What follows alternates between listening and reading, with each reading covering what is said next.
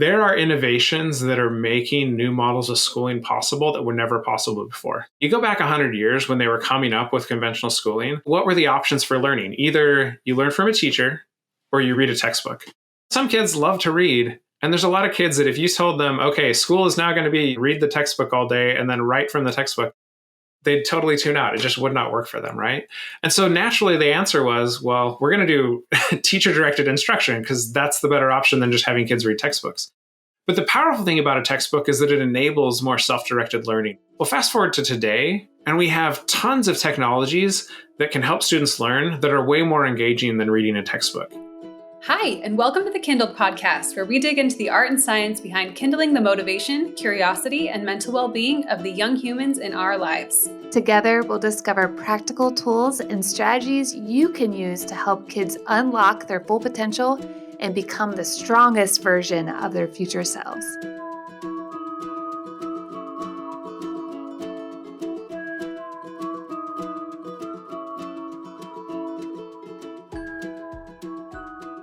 Welcome to the KindlED podcast. My name is Adriane Thompson, and I'm here with the beautiful Kaity Broadbent.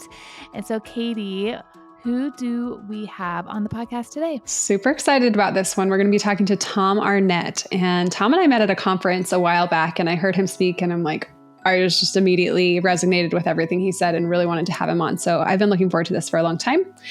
Here is a little bit more about Tom. Tom Arnett is a senior research fellow at the Clayton Christensen Institute. His work focuses on identifying the enabling conditions for disrupting the conventional batch processing model of schooling. He also studies the circumstances that lead teachers, administrators, and families to adopt new approaches to education. Tom began his work in education as a middle school math teacher in Kansas City Public Schools through Teach for America and as an education pioneer fellow with the Achievement First Public Charter Schools. He has also served as an elected trustee and board president for the Morgan Hill Unified School District and currently serves as president of the Board of Compass Charter Schools. Let's talk to Tom. Can't wait. Tom Arnett, welcome to the KindlED podcast. We're super excited to talk to you today. Well, thanks for having me. I'm excited to be here and be a part of this conversation. Awesome. Okay, so tell us a little bit about your background. What is the work you're trying to do in the world? What are you trying to accomplish? What's your big why? Well, I'll start with saying the big why is figuring out how do we get past the factory model of schooling. For over a century, we've been in a model where we assume that students learn in cohorts where they move at the same pace through the same content, sitting in a classroom, teachers directing the instruction. And that was probably necessary for 100 years ago. But we live in a time when that's no longer a constraint that we have to do schooling that way because that's the only way. But we have big barriers that keep us from actually shifting to better models of schooling. So my work is all about how do we get from A to B? How do we transform the systems we have into the systems that our students need and that our society needs. How did you get to that conclusion? How did you all of a sudden decide that we don't need a factory model of education anymore? Is there a personal story underneath that why? Yes, there is. I'm glad you asked about that. So it really started for me when I was going through school. I often found myself frustrated with, wow, it seems like we waste so much time at school waiting for teachers to start classes, transitioning between classes, doing busy work. And then as a high schooler, I was stressed out when I went home and I had mountains of homework to work on, plus all the other activities I was doing. And so to me, that it just rubbed me the wrong way. And at the same time, it also frustrated me that I had friends in my high school who weren't necessarily in the advanced classes, the honors classes. And for them, it was this is a joke. I'm just biding my time to get to the other side. And I thought, what a waste of time for them. And what a frustrating, lack of effective learning experience for me. So for a long time, I had a sense that I, wanted to figure out how to make education better. Fast forward, when I was in college, I thought I was going to be an engineer. I came from a family of engineers. But after some life experiences, realized that, I'm more interested in figuring out how do we make the world better than how do we make products and devices better. And so ended up studying economics and psychology and then joining Teach for America and becoming a middle school math teacher after I finished school. I went into teaching with lots of naive ambition that I was going to be that teacher that got to know all my students, that made a difference in their lives because I really, knew them, knew their families, knew what they needed. And then pretty soon I found myself totally underwater, just, trying to find enough time to plan my lessons every day and to grade assignments and put grades in a grade book. And really was just totally falling flat on having those kind of relationships. And on top of that, conventional education is designed for batch processing, which means you kind of need conformity. You need kids to all sit and do what they're told so that you can cover your material. And I found myself having conflict with students over, their lack of conformity to the system, and thinking to myself, like, I'm giving the impression that I don't like them or that they're bad students, but I don't really think they're the issue. The issue is that I'm operating a system that can't adapt to and address the needs that they come to my class with. I tell often in one class, I had this one kid who was homeless, only came to school maybe 2 or 3 days a week.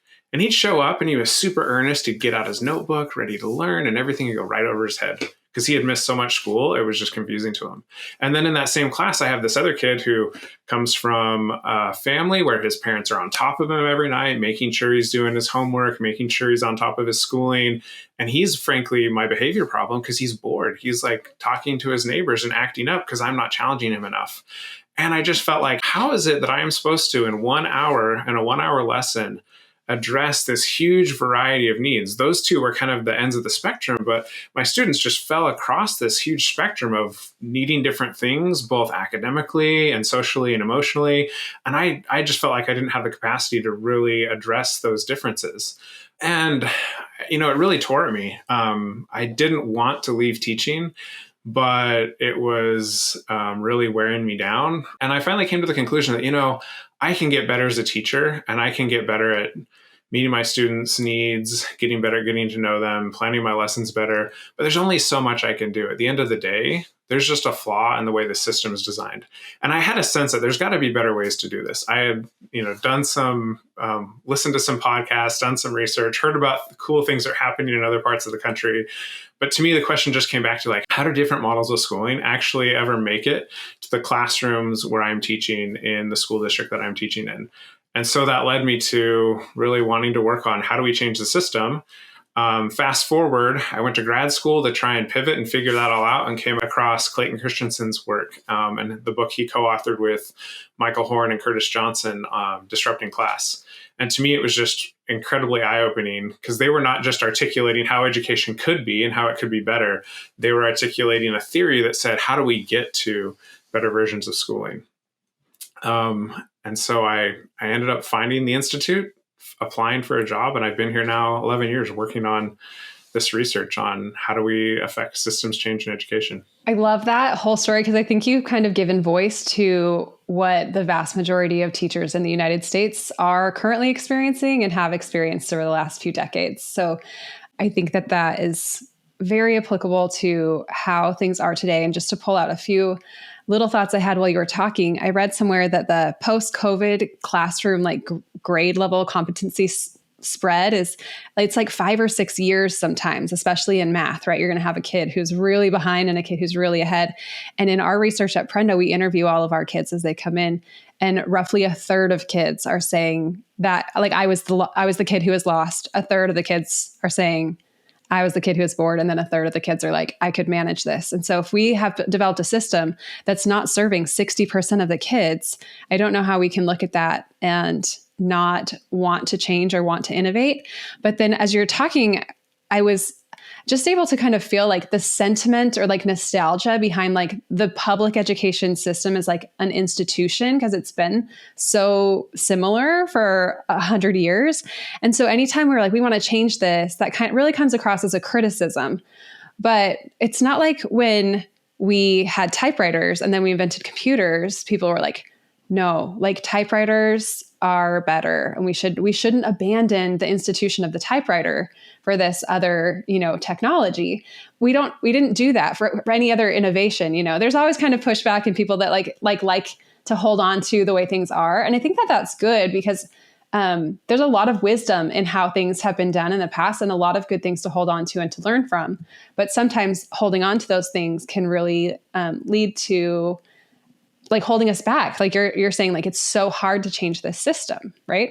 So let me comment on that a little bit and say, I think one way in which education is just really different than a lot of other industries is that, if Apple went out of business tomorrow and we all had to switch to Android phones, or Android went out of business, you had to switch to Apple, whichever, switching to whichever platform you don't use, like that might be inconvenient, but at the end of the day, it wouldn't affect your life that much. But schools aren't just products or services, they're communities. And so I think there's a lot of fear around, if schools are communities and they're often hubs for broader neighborhood communities or, communities within a city, we don't want to lose that. And so I think I get where a lot of the concern comes from. At the same time, I don't think that transforming education has to mean that we necessarily upend our public school system and get rid of public education. I think it can be done within public education, and maybe we'll get into that a little bit later. But we've got to create the right conditions. It's not going to come from just incrementally trying to improve the schools that we have. We've got to think bigger than that. And that's a lot of what the research I've been doing has been trying to uncover. Yeah. And Kaity said that this is a system that's not working for students. What I'm hearing, it's also a system that's not working for teachers. And that's why we're having so many teachers leaving the field, because it's just not working on either end. So can we talk a little bit about what the Christensen Institute is and what is disruptive innovation? And what are some examples of this innovation that you're talking about? So the Christensen Institute was founded by Clayton Christensen. He was a professor at the Harvard Business School. And if you've ever heard the term disruptive innovation, he's the one that coined that term. Now, he had a very specific meaning for that term in his research. And since the term has been popularized, it's been used to mean pretty much anything that people want it to mean to help them, sell the ideas they're trying to sell. Basically, in Silicon Valley, disruptive can mean, well, we've got the latest and greatest and coolest thing, and you should pay attention because it's going to change the world. The term comes from, in the 80s and the 90s, he was looking at this interesting phenomenon where he saw large, well-resourced, super successful companies that were getting upended by startups in the computer industry, in the disk drive industry. He even traced some early examples back to mechanical excavation equipment for digging holes in basements, and to things like the telegraph and the telephone. And he saw this consistent pattern where there were certain times when an innovation would come along and the well-resourced, established incumbent in the industry would do all the right things and still miss it. And at the time, the business press would say, well, we just had, incompetent leadership. They just, were asleep at the wheel. They missed the boat. They weren't paying attention. But what he uncovered was that no, they were doing all the things that made them successful in the past. And that's what kept them from being successful with new innovations in the future. So he uncovers this pattern. Fast forward to the early 2000s, and the theory has had a huge impact on a lot of industries. And he starts to wonder, could we also make a difference in areas like education and healthcare and global development by using these theories to look at some of the perennial challenges in some of these more socially oriented sectors and potentially uncovering new insights to solve some of those perennial problems? And so that's what led to the founding of our institute. Like I said, we work across a range of different sectors, and I happen to be on our K-12 education team. Okay, so I've been following the Christensen Institute for years, learning from disruptive innovation. And one of my favorites is a book called Competing Against Luck. And that's actually driven, the concepts in this book, the whole jobs to be done theory has really shaped how we build products for kids at Prenda and learning experiences. And so I'd love for you to just kind of give us jobs to be done 101 and explain what that is, how it came about, and how can educational leaders take this jobs to be done framework and use it to rethink education? Well, so if disruptive innovation is Clayton Christensen's first big idea, jobs to be done is his other big idea. Disruption describes how does an industry do things? How does it respond to different challenges and opportunities? Jobs to be done is really about demand. Why do consumers adopt or not adopt certain innovations or certain products? And it was born out of an insight where Clayton Christensen was looking at a lot of the marketing research that was done at the time and noticing that it really only uncovered correlations. So they'd look at things like demographic data of consumers, they'd look at different product features, they'd run a bunch of statistics, and they'd see patterns between the types of products people are adopting and their demographic profiles. And he just had the insight that, those correlations don't really tell you what's causing them to make the decision, what's going on behind the scenes. And so his big insight was, what if instead of looking at these huge sets of data, what if we dive really deep into a small number of examples to uncover what are the circumstances in people's lives that lead them to make a decision to change something? And so the term jobs to be done, it's kind of a funny term, but what it really tries to convey is the idea that all of us, as we're going through our lives, hit moments when we are struggling with something and we're looking for a solution. And when we're looking for a solution, we're trying to hire something that can fulfill that job in our life. So think of like if you're on a road trip and your car breaks down, you have a job of help me find a tow truck to get my car off the road to a mechanic, and then help me find a mechanic. Or say you come home from work one day and your bathroom is flooded because your pipe's broken, and you now have a job to be done of help me find a plumber. Well, similarly, just as we go through life, circumstances come up that lead us to seek out new solutions to solve some of the struggles that we're facing. Probably the best way to illustrate this is a story about their very first research project in this area. It's kind of famous. It's his milkshake story. So Clayton Christensen and his research team had been hired by one of the major fast food chains to figure out, how do we sell more milkshakes? And previously, the fast food company had done all sorts of focus groups and research to look at, do people like flavor A over flavor B? Do they like cup design A over cup design B? And they'd made some changes to their products, but it really hadn't done much to improve their sales. And so Christensen and his colleagues went, and for their first day on the research, they just watched people going in and out of the fast food restaurant. And they noticed this pattern where about 50% of the milkshakes were sold before 8 a.m, which is a big surprise, right? Like you think of, you get a milkshake as dessert after dinner. You don't eat milkshakes in the morning. So the next day they started to interview some of these people and effectively ask them, like, what job are you hiring this milkshake to do in your life? What are the circumstances that are leading you to make this odd purchase in the morning? And they found that a lot of the milkshake consumers in the morning were commuters who had a long and boring drive to work. And they were in a hurry. They didn't have a lot of time to prep a breakfast, but they knew they needed something that would hold them over till lunchtime. They needed to be able to consume it in their car. And they had this boring commute, and they wanted something that would give them just a little bit of mental relief, mental stimulation while they're stuck in traffic. And they realized that the milkshake was really fulfilling this job better than a lot of other options. People could have hired bananas, or they could have hired granola bars, or they could have hired donuts. But those other solutions had problems. They'd get your fingers sticky. They'd get crumbs on your professional attire. They wouldn't hold you over till lunchtime. But the milkshake was just perfect. It could fit in one hand, so the other hand could stay on the steering wheel. You could easily consume it throughout the whole drive. And because it was thick, not only did it take you your whole drive to consume it, but then it sat in your stomach and held you over until lunch. So then their insight was, number one, like, milkshakes really aren't competing against other milkshakes in this job to be done. They're competing against all this other stuff, and they actually do an exceptionally good job. But if we want to make the milkshake better, it's less about trying to improve the flavors or things like that, and more about making the experience more convenient. Like, can you make it faster to pick up a milkshake and get on the road? Or maybe it's something like making the milkshake thicker so that it takes longer to consume it, so that it lasts your entire drive to work. Or maybe putting in chunks of fruit in the milkshake, not because people want the flavor, but because there's a little extra mental stimulation when you have to figure out how to get that chunk of fruit up the straw.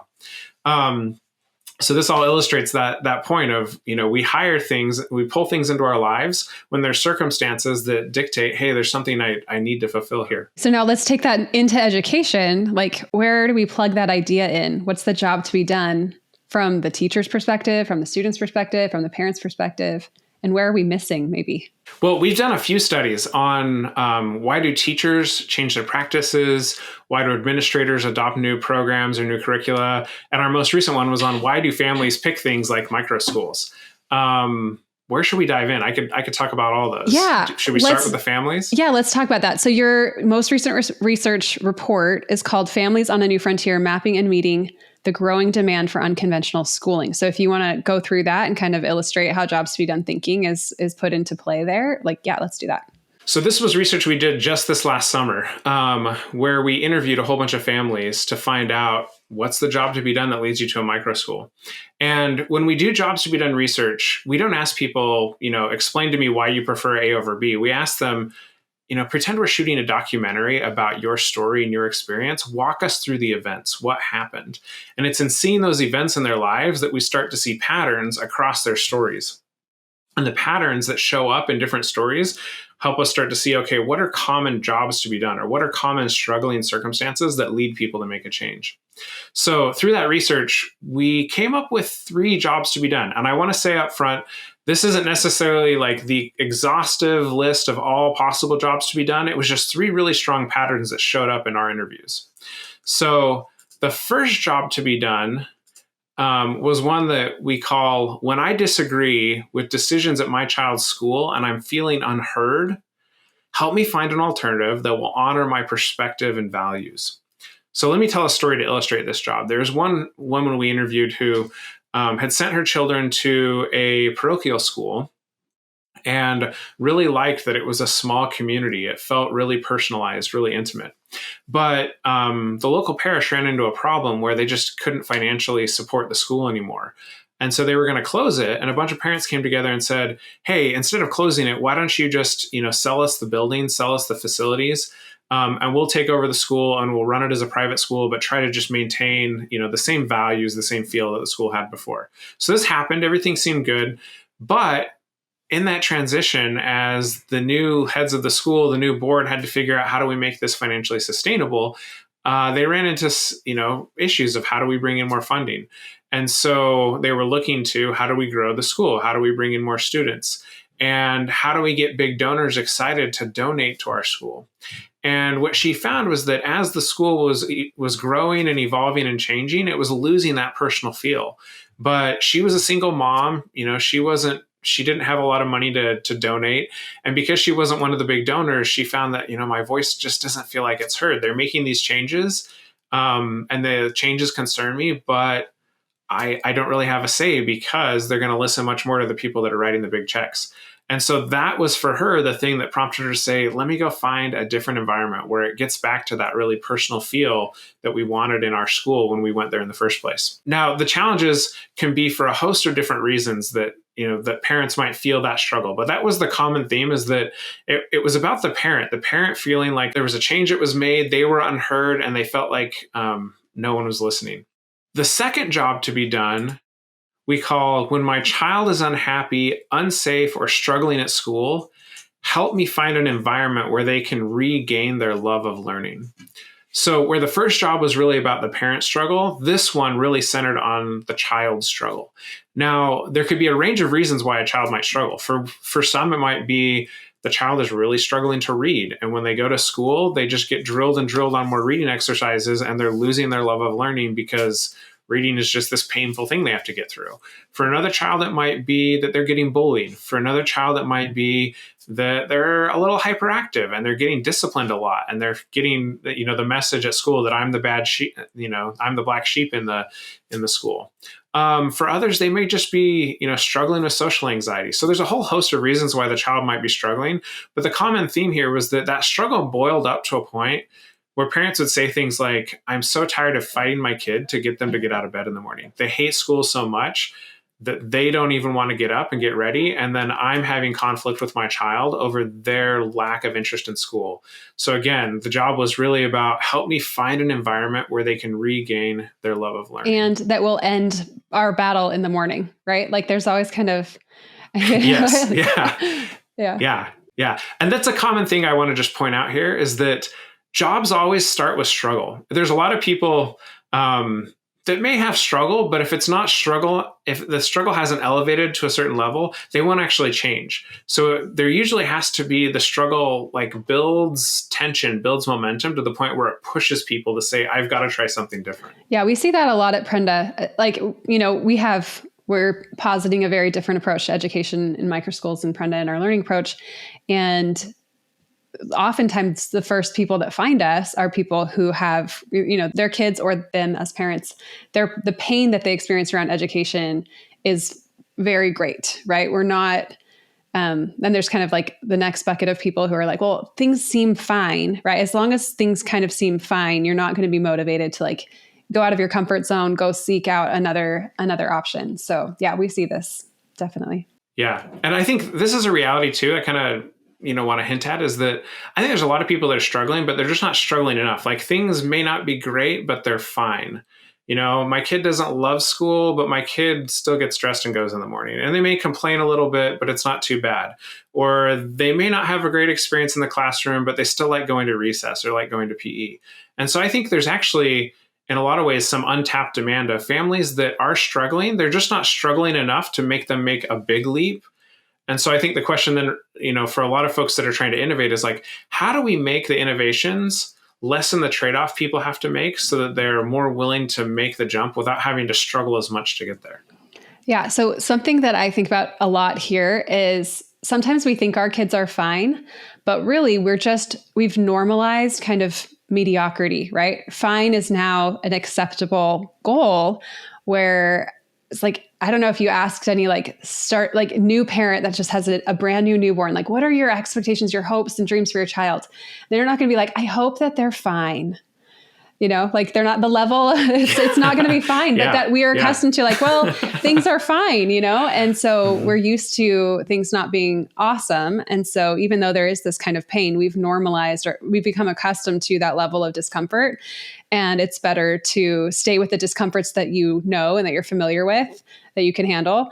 And instead of going out to find another option. And then the other thing I think about here is that a lot of times kids aren't fine, but they're 8 and they can't tell you, hey, here's why I'm not fine. They don't have the language. They're also very used to it. And they don't know that maybe there's a way to not feel super anxious or have a stomach ache or migraine headaches. Like all of these things, like that's just their life. That's their normal. And so painting a picture for people of like, there could be a different way to do this it's like if you're taking some sort of medication, there's lots of side effects. It's like, well, there's this other medication where there's not so many side effects and maybe you could try it, but there's always this hesitancy to, jump ship. So just some thoughts.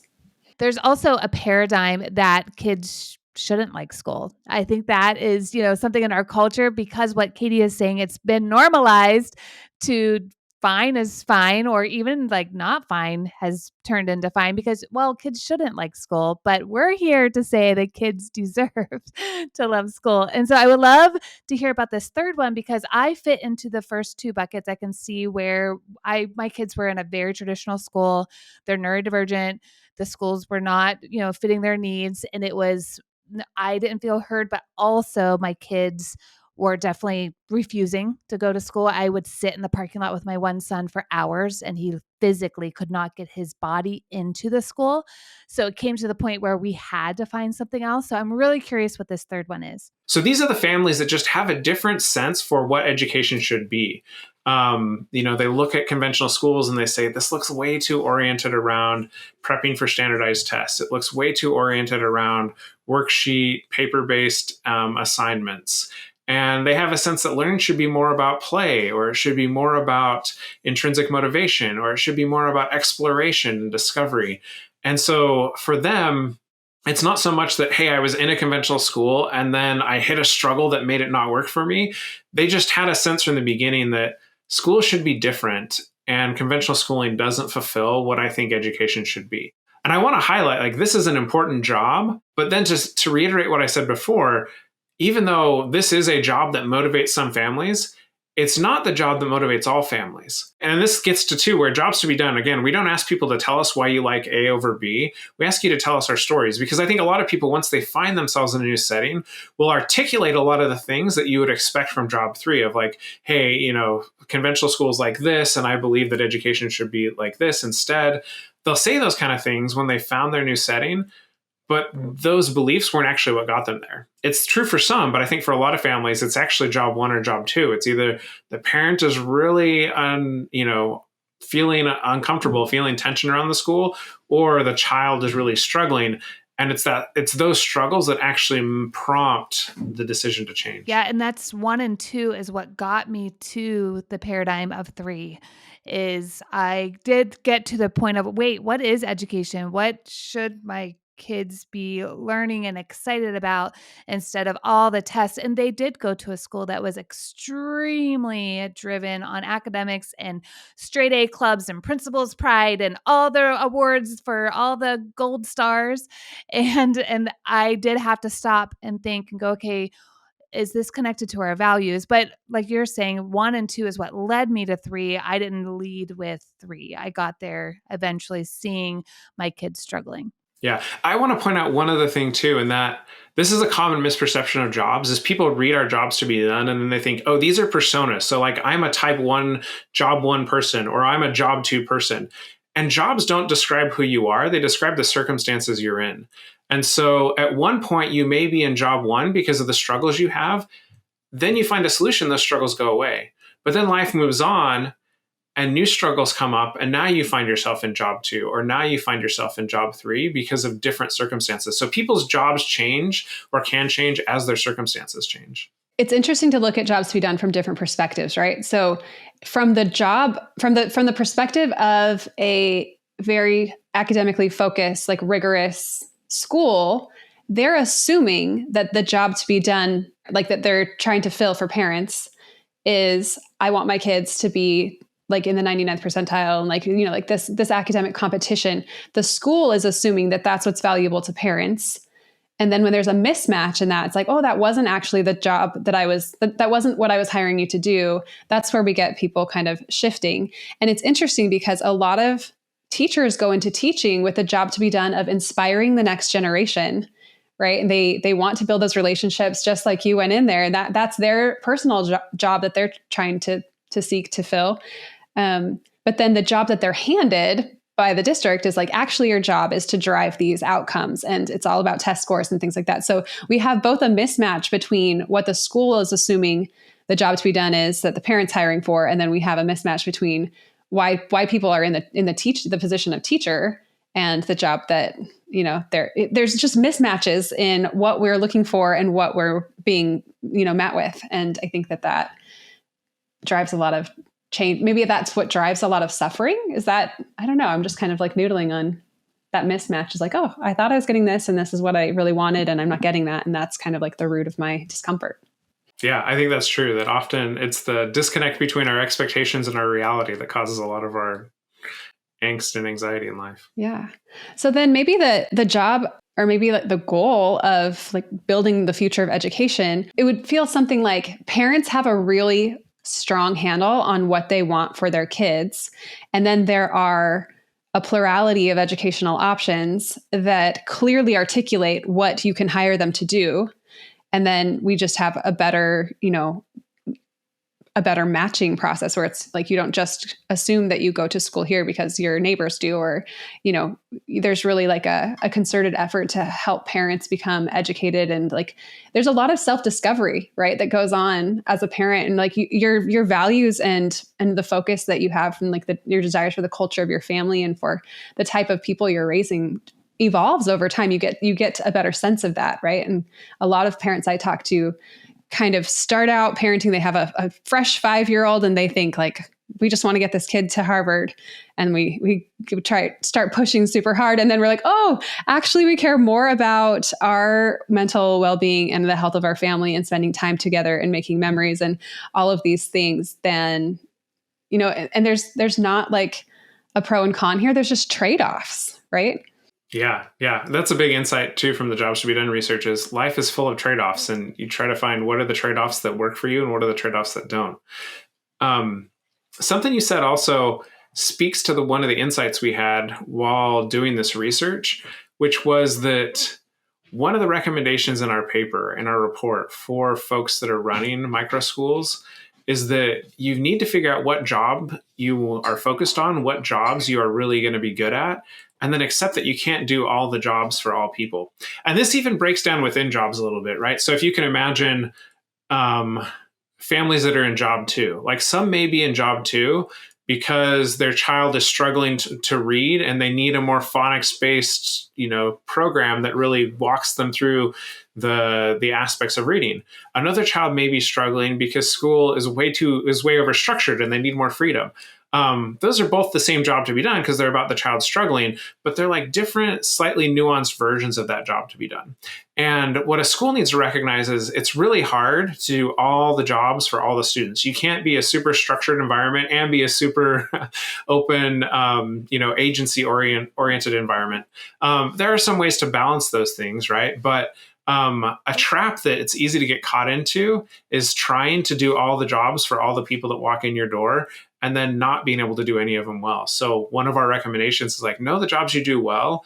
And when people come to you because they're struggling, but you can't help them fulfill that struggle, the best thing to do is to help them find the option that's going to work for them. Now, I want to go back to the discussion we're having earlier on just education writ large too, is that I think one of the real challenging things for conventional school district schools is that they're kind of told their public mandate is to fulfill all the jobs to be done. And I think that's part of what makes education so hard in those settings is that they're struggling. They're getting pulled in all these different directions to fulfill all these different jobs to be done. And it's not only the jobs to be done of families, it's also the jobs to be done of school board members and of state legislators. And schools are just doing their best trying to balance all those competing priorities. Yeah, absolutely. So another concept within the Christensen Institute body of research is a value network, right? Can you tell us what a value network is? Because I think you're kind of leading us there. Like, what are the blockers to innovation? And when we get a system that is so pulled in so many different directions and is trying to be all things to all people, that's really like kind of the heart of why we don't see innovation in schools. There's this kind of like paralysis where if I make this change to make these people happy, then these people on the other side are displeased with me, right? And so we're just kind of held at tension. And we experience this acutely at Prenda because we have a narrative or like a mission that is kind of counter to the normal education, vibe. But for many years, we operated under the charter umbrella here in Arizona and elsewhere. And we felt this tension so acutely because we're trying to make sure that all of the educational regulations are met. We're trying to make sure all of these kids have specific minutes in their learning tools and all of these things. And then the families are hiring us to inspire a love of learning and help their kids explore their curiosities and find their passions. And it's like, oh, we feel so pulled. So can you go into that a little bit? So I think of value networks, maybe one of the easy ways to understand it is by analogy. So if you think about different animal species, right? Like a squirrel is adapted to live in a forest with trees, or an urban forest with lots of high rises and telephone poles. A fish is adapted to live in water. A lizard is adapted to live in a desert setting. Similarly, all organizations have a broader environment or a broader context that they've learned to live within and that they've adapted to live within. So Clayton Christensen, he developed this framework that at first glance may seem overly simplistic, but he said, all organizations, their capabilities boil down to three things: their resources, their processes, and their priorities. So resources are the obvious things. It's your buildings, your equipment, your human resources. The resources are the things that you can buy and sell and trade. And those are the easiest things about an organization to change because they're fungible, because they can be bought and sold. Processes are the way the organization uses resources to deliver whatever it delivers. So in a school setting, processes would be like, how do teachers plan their lessons? How do they manage their classrooms? How does the school go about setting a calendar and setting schedules and picking curriculum, those kind of things? And processes are harder to change because they have to be learned and unlearned. You can't just buy and sell them. It takes time and it takes effort. And the mark, candidly, like the mark of really good leaders in a lot of settings is being able to rally people to redesign the resources and the processes when those things need to change. But the third element, priorities, that's the hardest one to change. And the reason it's hard to change is it's by and large beyond the purview of a leader. When you get hired to lead an organization, your priorities aren't something that you can just dictate from on high. They're actually determined by whatever it takes to survive in the context you live within. And this is where the concept of value networks tie in, is the value network is that broader environment. So for a company, a value network might be your investors, your distributors, your suppliers, your best customers. For a school, your value network includes families, but lots of different families in your community with lots of different jobs to be done and lots of different expectations. It includes your teachers and the way that they may be able to represent their interests through collective bargaining.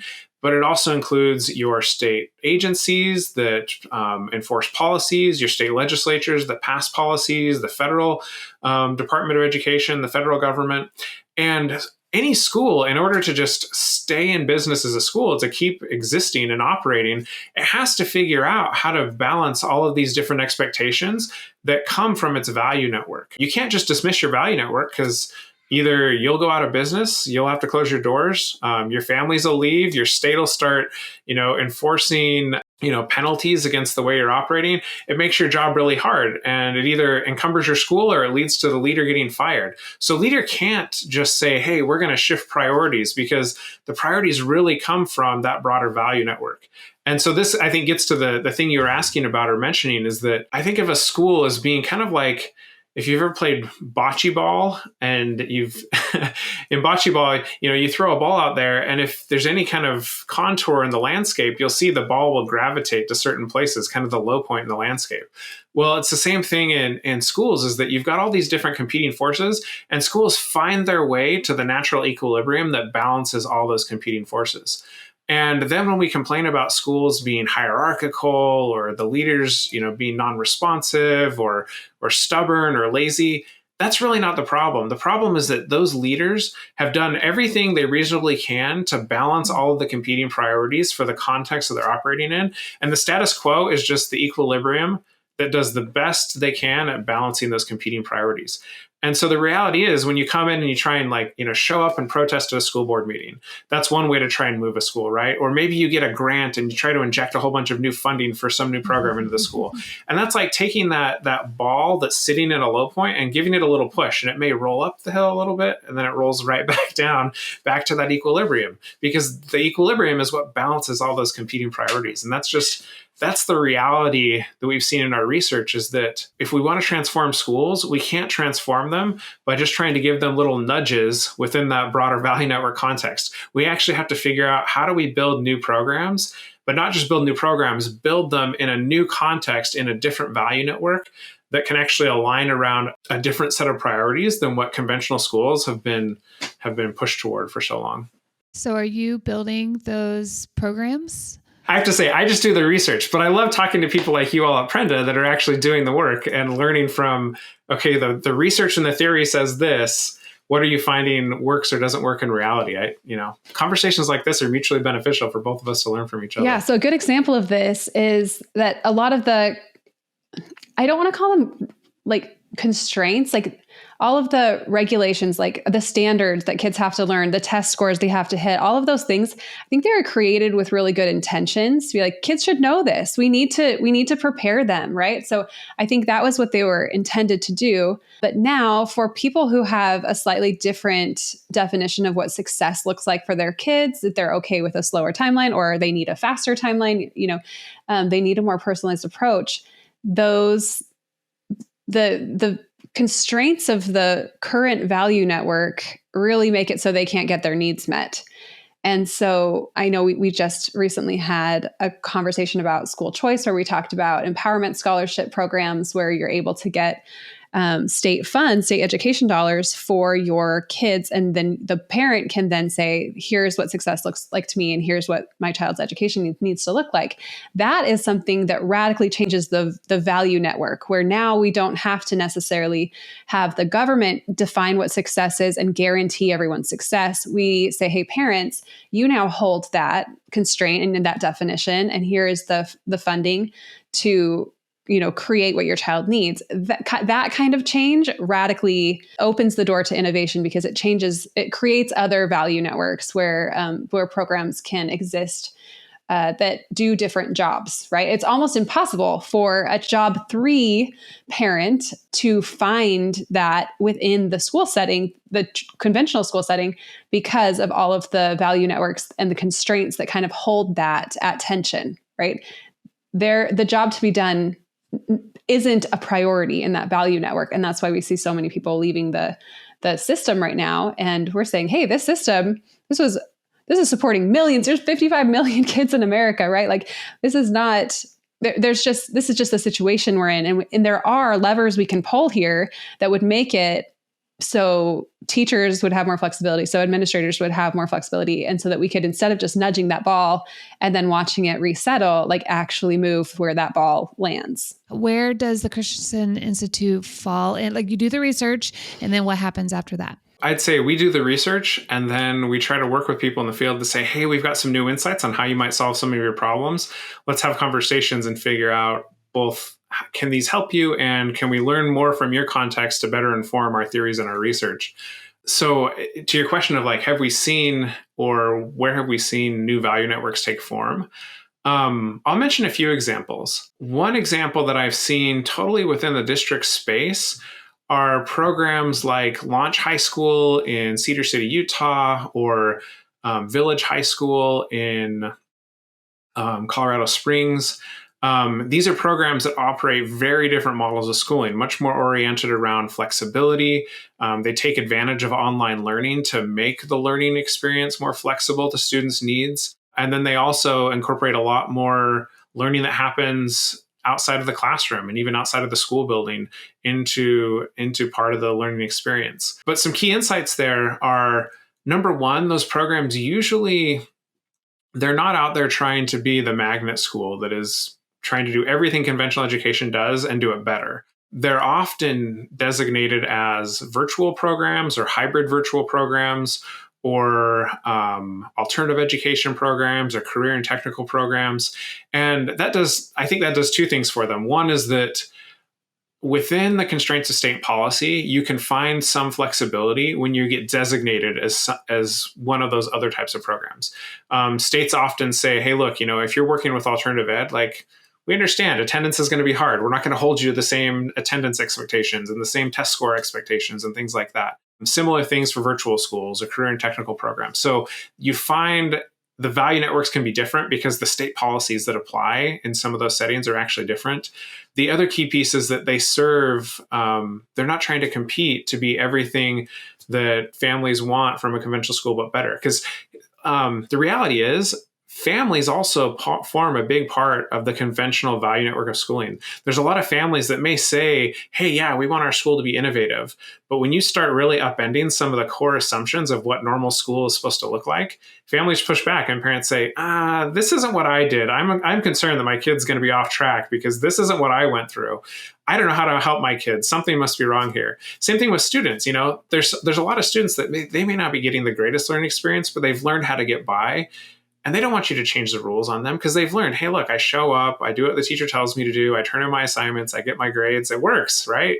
I may not love it, it may not be the most engaging, but it's working for me. And so it's even students and families that you try and change what school should be, and they'll push back. And that's where a lot of resistance can come from. So these settings that are within districts, again, like they operate under a different set of state policy expectations. They usually need a large degree of independence. In other words, the district office isn't saying, okay, you're a new school, but you still have to, follow all of our practices for curriculum and hiring and schedules. They get a lot of freedom around that. And then they need to serve families that have different expectations. So that's where I've seen the most innovative kind of stuff happen within district schools. Similar thing in the charter school space. There's a school I really like in Plymouth, Massachusetts called Map Academy that was started by two folks that were the leaders of their district's alternative ed program. And they realized we just can't do what students really need in this setting. And then with the district's blessing, the district said, okay, go start a charter school where you can have a little more autonomy and independence and go figure out how to do things differently. They also worked closely with their state and said, hey, don't hold us to the same accountability metrics because this just won't work for our students. Let's figure out different ways of focusing on how do we get students from like totally outside of schooling to engaged in schooling, to on a track with goals and a pathway forward, to having a clear next step for their post-secondary education. Like that's what we should be looking at, not, are their test scores on par with everyone else in the state. I think they still look at test scores, but that's just not, the test score isn't the number one priority in that context.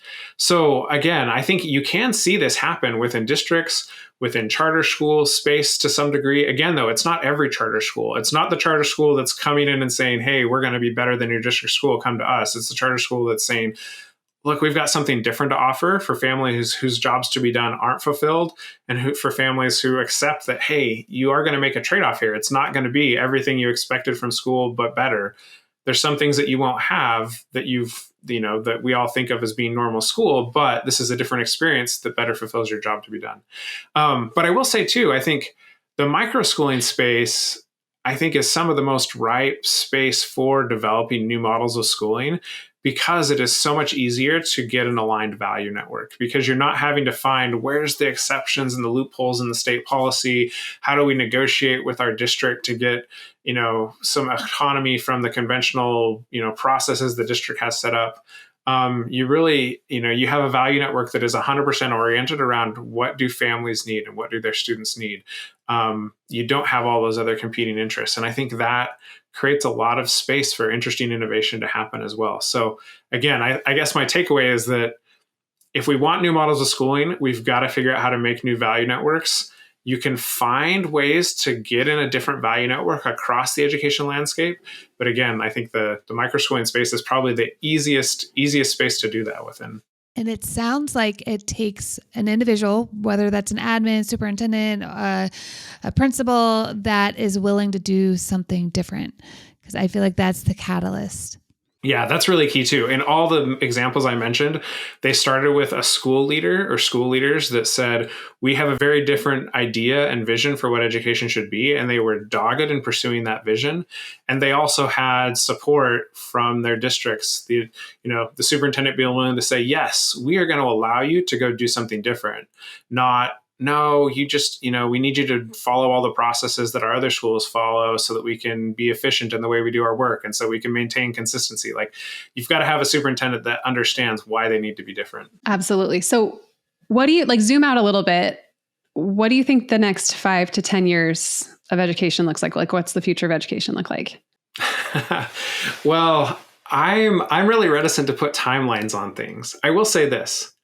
I think we live in an incredible time where there are innovations that are making new models of schooling possible that were never possible before. So let me use this analogy. You go back 100 years when they were coming up with conventional schooling, and what were the options for learning? Either you learn from a teacher or you read a book, you read a textbook.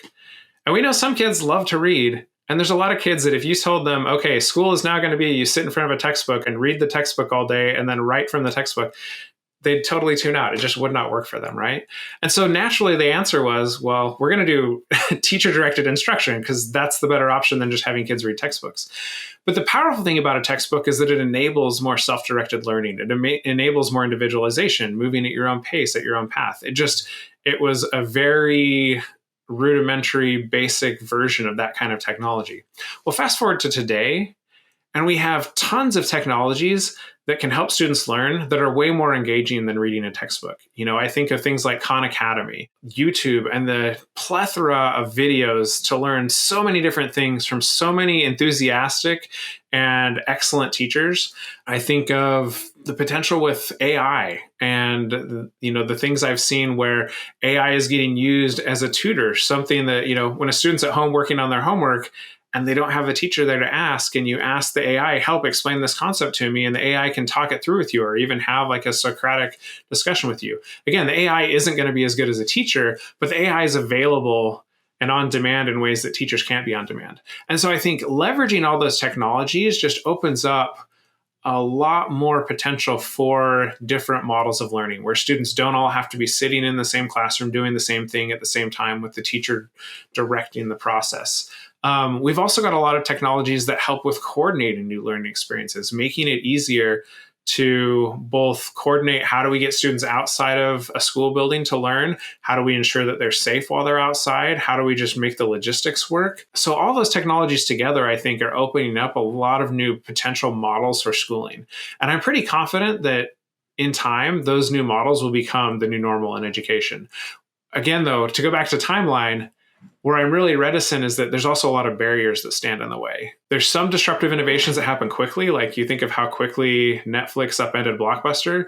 There's some disruptive innovations that take a long time. Like it was a long time between when the telephone was invented and when the telephone replaced the telegraph. Or even a longer one is like steamships. To going from sail ships to steamships, like that was a long time that evolution and that disruption played out. And so I think it'll happen, but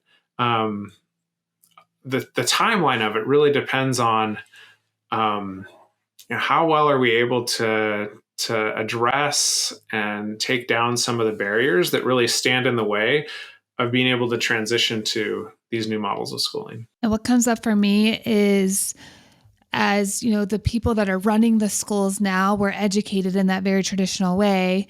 So as that starts to, we get more and more kids like Kaity and my kids who have been in very non-traditional education environments, and they become the adults that start running these. I think we're going to see more change in that as well. And so this is a question that we ask all of our guests. And so who is someone who has kindled your love of learning, curiosity, motivation, or passion? That is a hard question to answer because there's so many people, both people that I know, people who have been major influences in my life, like my own parents, also people I just admire from their work and from the things I've read. But at the risk of sounding a little bit cliche, I'm going to say Clayton Christensen. Let me mention two things about his work. Number one is he had a motto that was anomalies wanted, and it hung in his office at Harvard.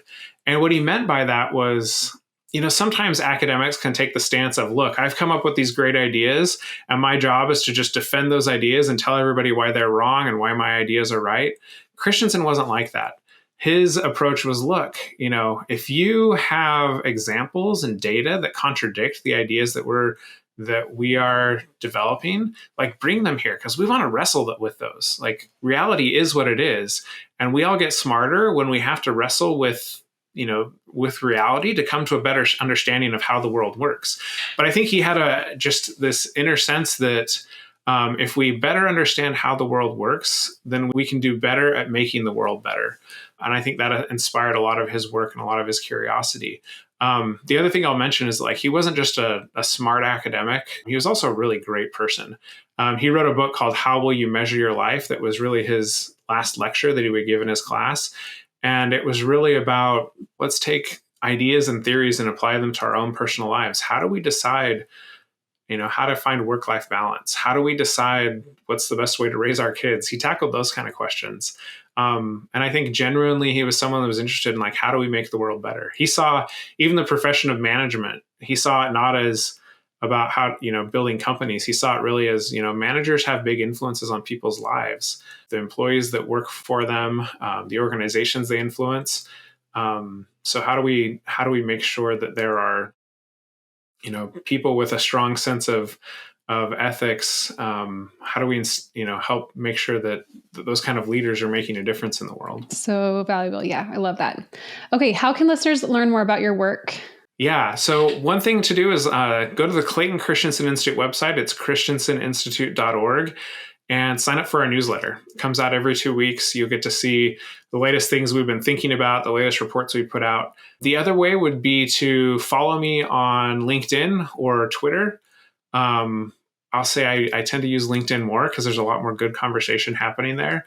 But those are the places where I post the latest stuff I'm working on and thinking about as well. And if you find me there, feel free to engage too. Send me a comment or make a comment on something I posted. I love the conversation and the dialogue. Amazing. Thank you so much for coming on the Kindle podcast and for helping us learn about all these amazing things. I've loved this conversation. Thanks so much.